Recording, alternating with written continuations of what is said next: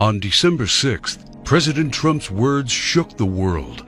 He recognized Jerusalem as the capital of Israel, and whether he knows it or not, fulfilled his part in a frightening biblical prophecy. Because according to the final chapters of the Bible, our country and every American citizen are about to face its greatest tribulation. Only the church leaders know the true meaning of this biblical prophecy that is encrypted in the writings of 4 ancient prophets, inspired to send a warning across the centuries to all true Christians and patriots. Therefore, before watching this documentary, be forewarned.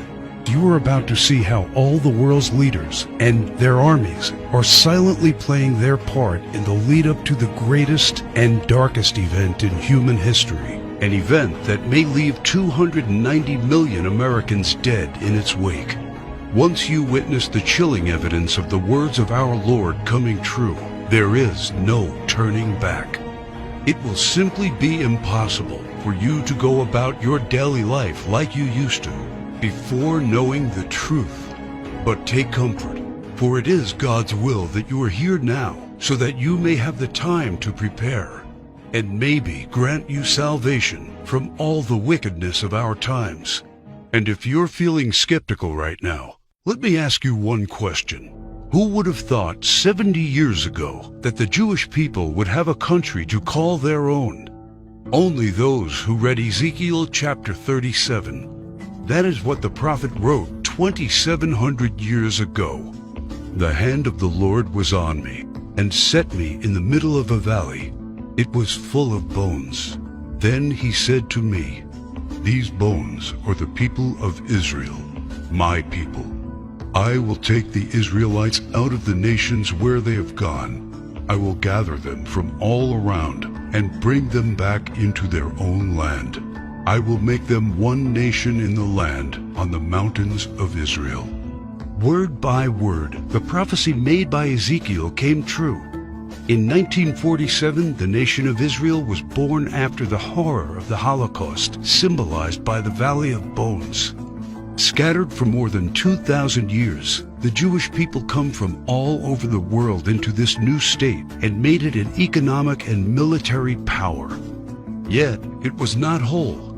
Israel needed Jerusalem to become its rightful capital again, and that only happened with the support of President Trump. However, to the north of Israel, other biblical prophecies have come true. The prophets Isaiah and Jeremiah write about this Syrian civil war.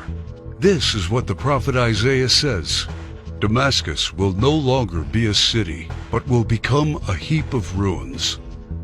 And these are the words of Jeremiah: "Damascus has become feeble. She has turned to flee, and panic has gripped her. Anguish and pain have seized her.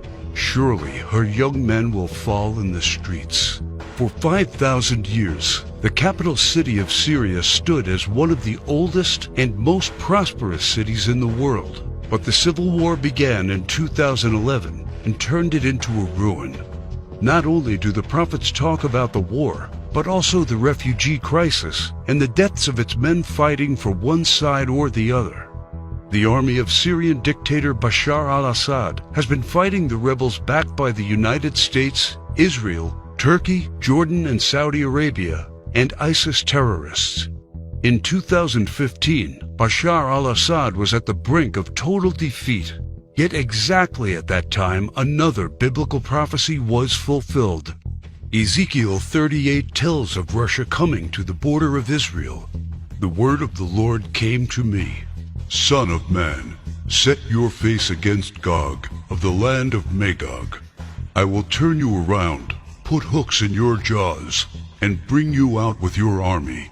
In the latter years you will come into the land of those brought back from the sword, and gathered from many people on the mountains of Israel." One only has to look at the map of the world as it was known at the time of the prophet to understand.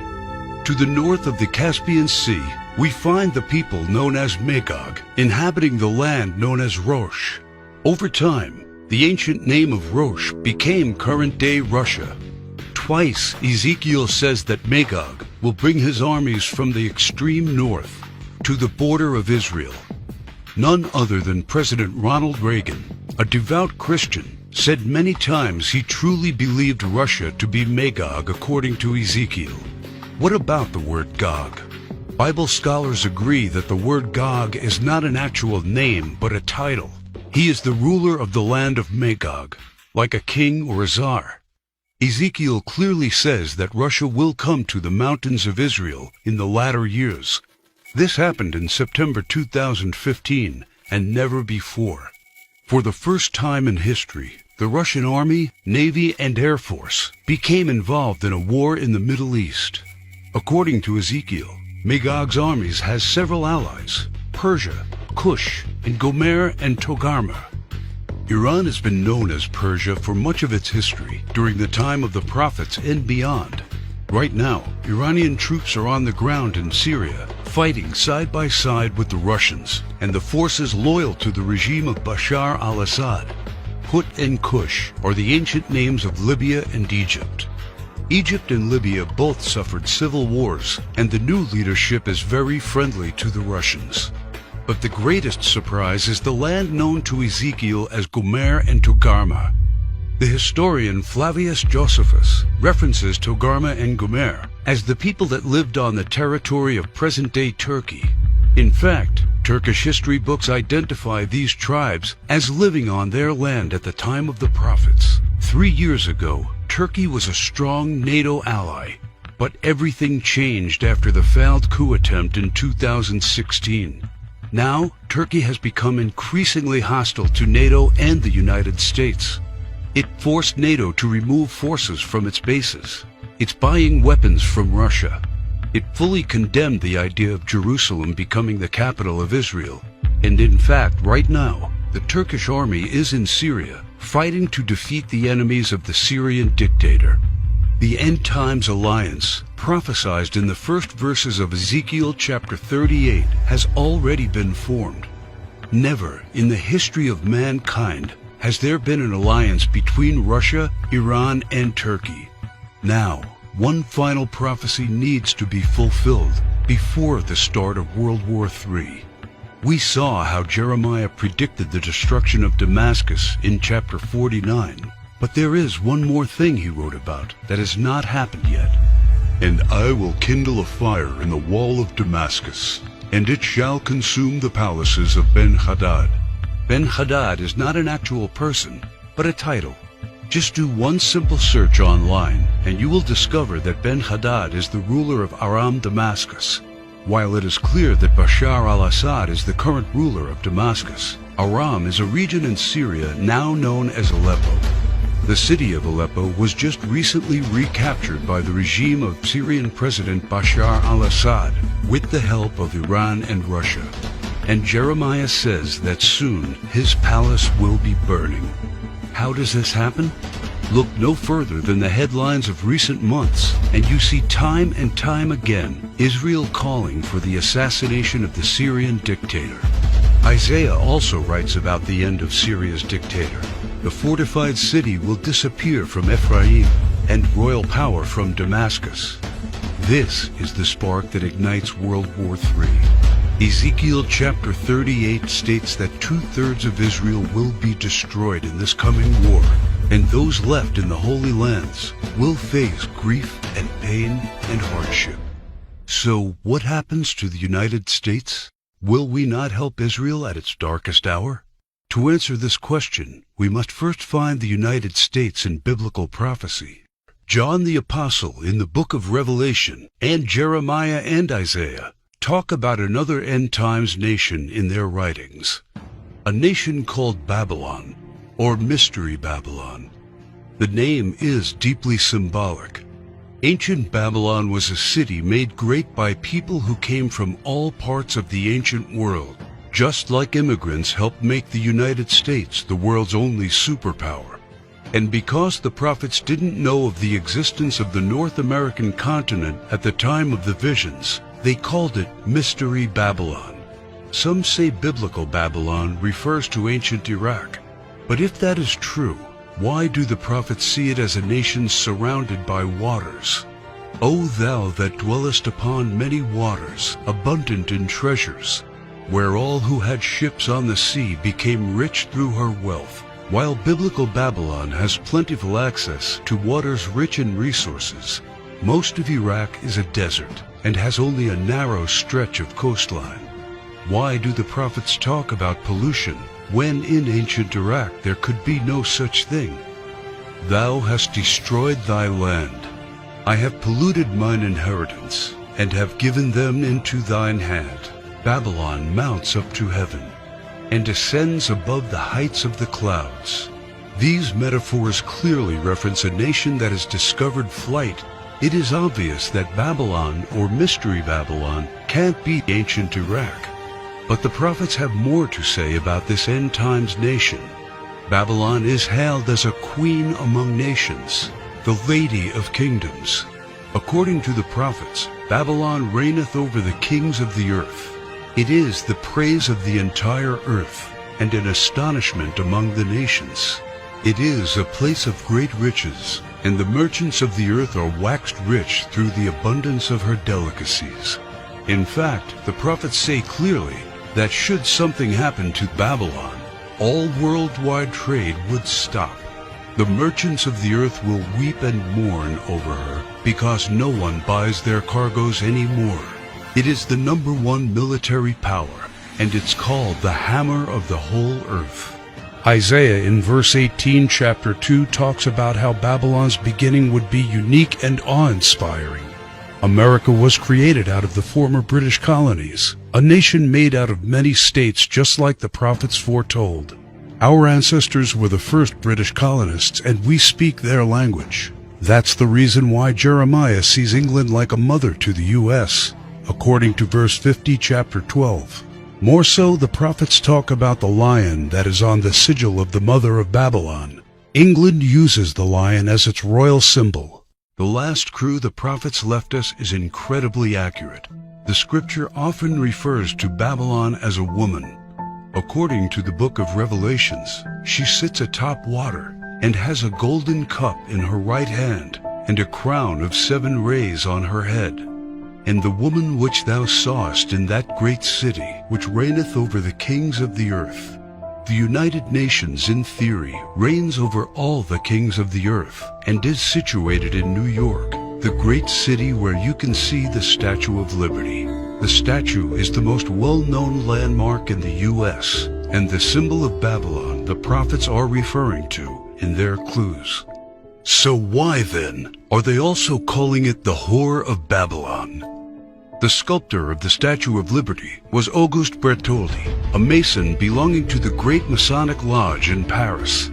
Before beginning the Statue of Liberty project, Bertoldi was seeking commission to construct a giant statue of the goddess Ishtar. The Romans also adopted this fertility goddess, but they changed the name to Libertas in Latin, liberty in English. Libertas is the mythological equivalent of Ishtar. Therefore, the Statue of Liberty is in fact a statue of Ishtar, the Babylonian goddess of fertility, love, and sex. According to the ancient Babylonian rituals, one could only be purified of sin after intercourse with a temple priest or priestess of Ishtar. In return for this salvation, a gift offering was needed. Ishtar was the patron mother of the temple priestesses and priests. She was the mother of what we would call today prostitution. This is why Ishtar was seen by early Christians as the Whore of Babylon. And that is why the Statue of Liberty, the symbol of America, is also called by the prophets the Whore of Babylon. Do you think it is just a coincidence that the U.S., the home of the greatest and most famous statue of Ishtar, provides 65% of pornographic movies and adult entertainment to the world? Is it just another coincidence that this is the country where sexual liberation originated and spread to the rest of the world? It's not. It's just like the scriptures foretold. For all nations have drunk of the wine of the wrath of her fornication. The U.S. today has the most powerful economy and military, controls worldwide commerce, is proud and arrogant, has the most developed Air Force and space program, and it is the envy of the world. It houses the Whore of Babylon. It reigns over the kings of the earth. And unfortunately for every living American, It is Mystery Babylon. This is what the prophets say about the great enemy of Babylon. For out of the north there cometh up a nation against her, which shall make her land desolate. They come from a far country, from the end of heaven, and the weapons of his indignation to destroy the whole land. Remember which country the prophet said was from the north? The same country that Ezekiel said will lead a great alliance of nations to the borders of Israel? If war happens, the United States must be the first target. That is why the prophets foretell that at the start of this war, Russia will unexpectedly use a very special weapon, the weapon of indignation, against the whole territory of the U.S., a weapon like which the world has never seen. The Holy Book shows how Babylon will feel the fury of this terrible weapon. This weapon will hit our entire country, and all our defenses will be in vain.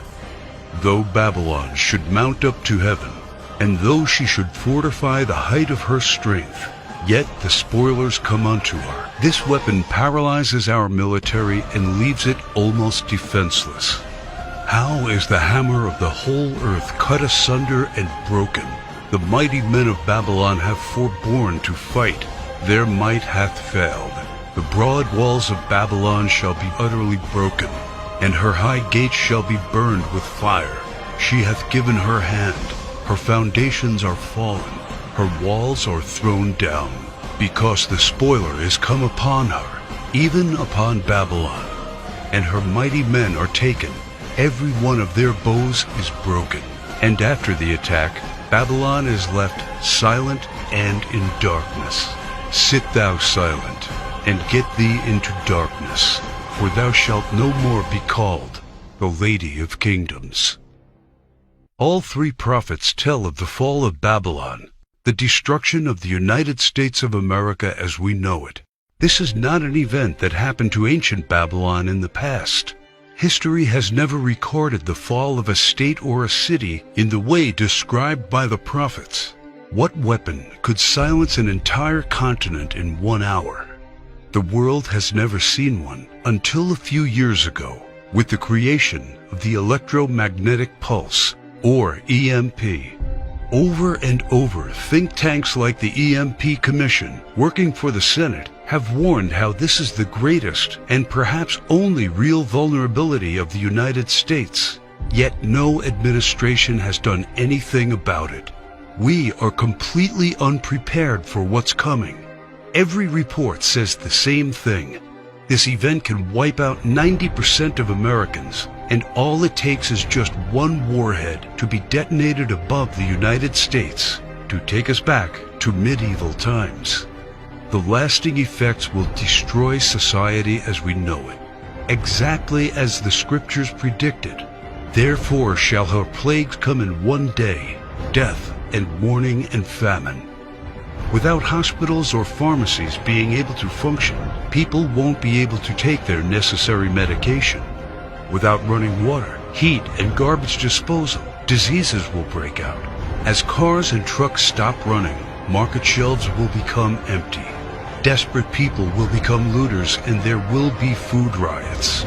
There will be no police, no law, no health care, no help. It will all descend into chaos and confusion, a complete collapse of everything we take for granted today. As the prophet Jeremiah says, "And it shall be, when thou hast made an end of reading this book, that thou shalt bind it to a stone, and cast it into the midst of Euphrates.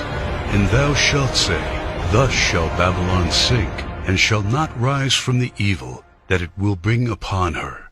And this is the start of the time of tribulation and sorrows. For then shall be a great tribulation, such as was not since the beginning of the world to this time, no, nor ever shall be." And yet, the prophet shows that there is still hope. But the ones who endures to the end will be saved. The message couldn't be any clearer. The warnings are there so that only the ones who believe the words and warnings of our Lord and prepare will be saved.